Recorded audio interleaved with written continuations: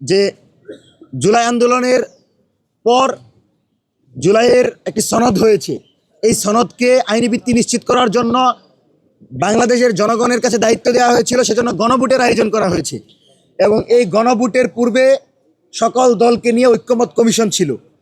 তো গণভোটের মাধ্যমে বাংলাদেশের জনগণ রায় দিয়েছে যে এই জুলাই সনদকে বাস্তবায়ন করতে হবে এবং হ্যাঁ বিজয় হয়েছে। তারপরেও বিএনপি সংস্কার পরিষদের শপথ নেয় নাই। আমরা স্পষ্ট এটাকে জুলাই আন্দোলনের সাথে এই প্রতিনিধিদের বিশ্বাসঘাতকতা বলে মনে করছি। আপনি কিভাবে আমাদের এই রক্তগুলোকে উপেক্ষা করেন? তারেক রহমান লন্ডন থেকে বাংলাদেশে আসতে পারতেন না যদি আমরা জীবন না দিতাম, যদি আমাদের ভাইয়েরা রক্ত না দিত।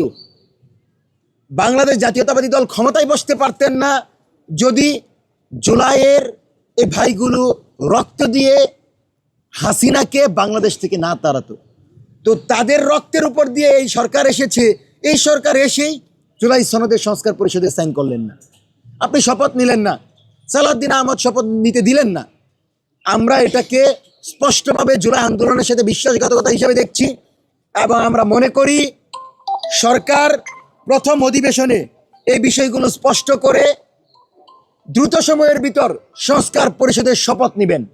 এবং তারা যদি শপথ না নেন তাহলে আমরা মনে করব আমাদেরকে উপেক্ষা করে বাংলাদেশে আধিপত্যবাদকে সমর্থন দিয়ে আওয়ামী লীগকে পুনর্বাসনের জন্য সবার আগে বিএনপি পদক্ষেপ নিয়েছে।